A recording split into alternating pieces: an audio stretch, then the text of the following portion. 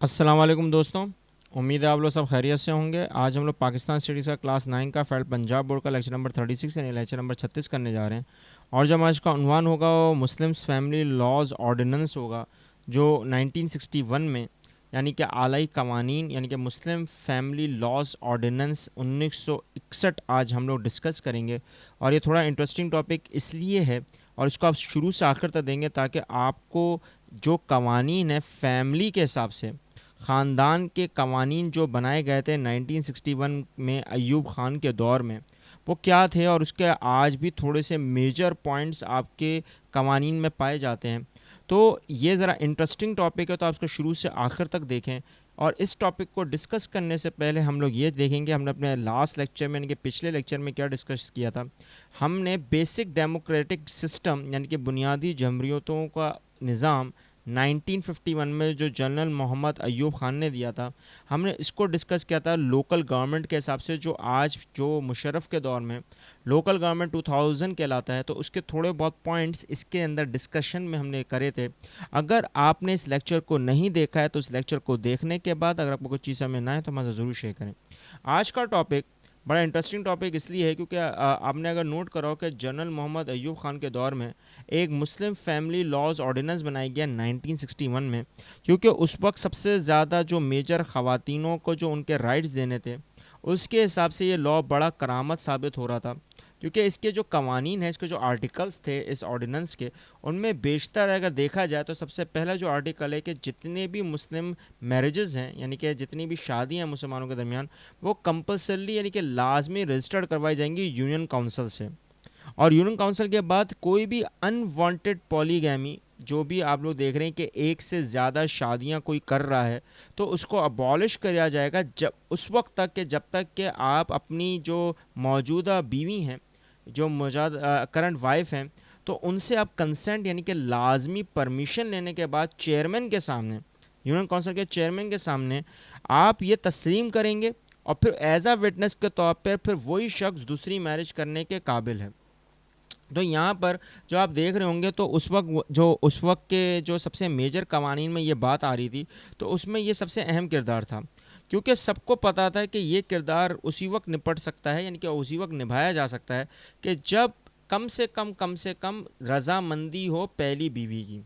और अगर देखा जाए अब के हिसाब से तो उस वक्त जो एज दरकार थी शादी की, तो बॉय लड़के की यानी कि जितनी भी लड़कों की शादी है, और लड़कों को उस वक्त शादी की जो ग्रांट की जा रही है तो वो कम से कम 18 साल के होने चाहिए, और लड़कियां या लड़की उस वक्त कम से कम 16 साल की होनी चाहिए। अब इस्लाम के हिसाब से बालिग जो होते हैं वो 18 साल के बाद ही होते हैं, लेकिन यहाँ पर ये फिक्स कर दिया गया कि जब भी शादी का अवामिल आएंगे तो उसमें हमेशा लड़कियों की जो आपकी होगी यानी कि उम्र होगी वो 16 साल होगी, और लड़कों की जो उम्र होगी वो 18 साल होगी। अब इसी के हिसाब से, क्योंकि उस वक्त और आज के दौर में सिर्फ एक चीज़ का सबसे बड़ा रुझान है, वो है कम उम्री में शादी, ठीक है ना। तो उसी को ख़त्म करने के लिए ये फैमिली लॉज में ये शिक रखी गई, आर्टिकल रखा गया। प्लस डाइवोर्स तलाक के 90 दिन बाद, जो शरीयत भी ये कहती है कि अगर तलाक हो जाती है, डाइवोर्स हो जाता है on the period of time, तो फिर 90 दिन जो उसमें दरकार हैं इद्दत के, वो पूरे करने के बाद ही आप दूसरी शादी करने के हकदार हो, ठीक है। ये ख़वातीन के लिए रखा गया क्योंकि कहीं ना कहीं ज़ोर ज़बरदस्ती में भी शादी हो जाती थी, तो कहीं ना कहीं ये लॉज में आ गया था कि 90 दिन से पहले आप शादी नहीं कर सकते। और जो ऑर्फन जितने भी यतीम बच्चे हैं उनको उतना ही प्रॉपर्टी शेयर मिलेगा अपने ग्रैंड पेरेंट्स की तरफ से इक्वली, जो उनका हक है। अब यहाँ पर ये बात क्यों रखी गई, क्योंकि यहीं पे एक शिक और आपको दिख रही होगी कि इंक्रीजिंग ऑफ पॉपुलेशन मतलब आबादी बढ़ने के तनासुब में पाकिस्तान में फैमिली प्लानिंग का कॉन्सेप्ट आहिस्ता आहिस्ता ख़त्म हो रहा है। अब उसको वापस से कंट्रोल करने के लिए ये सारे कवानीन में जो लास्ट शिक थी वो रखी गई। अब इसलिए रखी गई क्योंकि बेटा आप लोगों को समझ में तो आ गया होगा कि प्रॉपर्टी के हिसाब से बहुत बड़े बड़े केसेस हो जाते हैं, तो इसी वजह से यहाँ पर ये शिक रखी गई कि जहाँ पर अगर प्रॉपर्टी अगर तकसीम हो रही है, शेयर हो रही है, तो पहले उतना ही بچوں میں بھی تقسیم کیا جائے گا جتنا ان کے پیرنٹس میں، کیونکہ پیرنٹس کا اگر انتقال ہو جاتا ہے بیٹا تو ظاہر سی بات ہے بچوں میں جائے گا. اب بچوں کو ایکولی ڈسٹریبیوٹ کیا جائے گا، یہ نہیں ہے کہ پہلے بڑے بھائی کو ملے گا پھر چھوٹے بھائی، نہیں، پورے کا پورا ایکولی ڈسٹریبیوٹ کیا جائے گا سب کی رضامندی کے بعد. اس سے پہلے کوئی بھی قوانین میں رد و بدل نہیں کیا جائے گا، نہ ہی ان ڈاکومنٹس میں رد و بدل کیا جائے گا.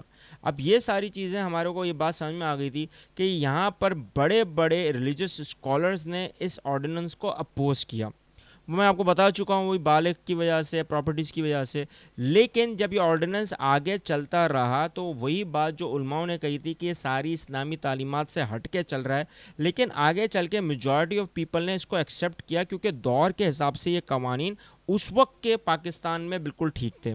اور آج کے حساب سے اگر دیکھا جائے، جیسے ہم لوگ مثال دیتے ہیں، ایک چھوٹی سی مثال دیتا ہوں میں آپ کو کہ حضرت عائشہ علیہ السلام کی عمر صرف 9 سال تھی جب حضرت محمد صلی اللہ علیہ وسلم کے ساتھ ان کے ساتھ شادی ہوئی. اب یہاں پر جو یہ 18 سال کا کانسیپٹ اور 16 سال کا کانسیپٹ تھا، یہ کہیں نہ کہیں اس وقت کے جدت علماؤں کو بڑا عجیب سا لگ رہا تھا. لیکن یہاں پر انہوں نے یہ تسلیم کیا، کیونکہ دور کے ساتھ جب آپ دیکھ رہے ہو کہ آپ کا معاشرہ کہیں نہ کہیں سدھار کی بجائے بگڑ رہا ہے، تو پھر یہ قوانین کو لازمی کروانا پڑ گیا. کیونکہ آپ اندازہ لگاؤ کہ کہاں 65 یا 70 ایئرس کا شخص اور کہاں پھر وہ 11 سال یا 10 سال کی بچی. تو یہ بہت بڑا اس وقت ایک تناسب چل چکا تھا. تو اس لیے پھر یہ کرنے کے حساب سے وہ اس چیز کو ختم کرنے کے لیے قوانین لے کر آئے. اب یہ قوانین آج کے حساب سے بھی صحیح ہیں اور اس وقت کے حساب سے بھی صحیح ہیں، لیکن آج یہ رد و بدل کیوں کیا جا رہا ہے، امینڈمنٹس کیوں آئی جا رہی ہیں؟ وہ اس لیے آئی جا رہی ہیں بیٹا کیونکہ ہم لوگ نہیں چاہ رہے کہ ہم لوگ شاید اس معاشرے میں رہنے کے ویسے درکار پہ نہیں ہیں جیسے پہلے اسلام تھا. اور میں تو یہی چاہوں گا کہ یہ قوانین ہمیشہ ہی چلتے رہیں. جہاں بچوں کی 18 سال کی عمر ہو شادی کروا دو فوراً، یہ بھی ہو جائے. کیونکہ اصل بات یہ ہے کہ اگر اپنے معاشرے کو آپ نے سدھارنا ہے تو وہ جو چائلڈ میرج کا کانسیپٹ ہے وہ ختم ہو جائے گا، آٹومیٹک ختم ہو جائے گا. اور رسول اللہ نے اس وقت بھی یہی کرنے کی کوشش کی تھی، اور مسلمانوں کے درمیان میں یہی کہا ہے کہ آپ مسلمان کا آدھا ایمان اس وقت ہی پورا ہو جاتا ہے کہ جب اس کی شادی ہو جاتی ہے. تو یہ کنفرم بات ہے، لیکن اس میں صحابہ استطاعت کا کانسیپٹ آتا ہے اللہ کی طرف سے. تو یہ ایک ہے، لیکن ہم لوگوں کو سوچنا چاہیے کہ ہاں وقت پر ہو جائے. لیکن کیا اور کیوں نہیں ہو رہا یہ آپ کو ہی پتہ ہے اور شاید مجھے بھی پتہ ہے. تو یہی وہ ریزنز ہیں جس کی وجہ سے یہ لاء بہت زیادہ اس وقت کرامت ثابت ہوا. اگر آپ کو اس چیز میں کوئی چیز سمجھ میں نہیں ہے اس لاز میں تو ہمارے ساتھ ضرور شیئر کریں، اور آپ کو کوئی چیز سمجھ میں آ گئی ہو یا ایکسٹرا پتہ ہو تو ہمارے ساتھ ضرور شیئر کریں، کامنٹ کریں. اس چینل کو سبسکرائب کر کے ان بچوں ان لوگوں تک پہنچائیں جو لا علم ہیں، جو نہیں جانتے. ملتے ہیں نیکسٹ لیکچر میں. اللہ حافظ.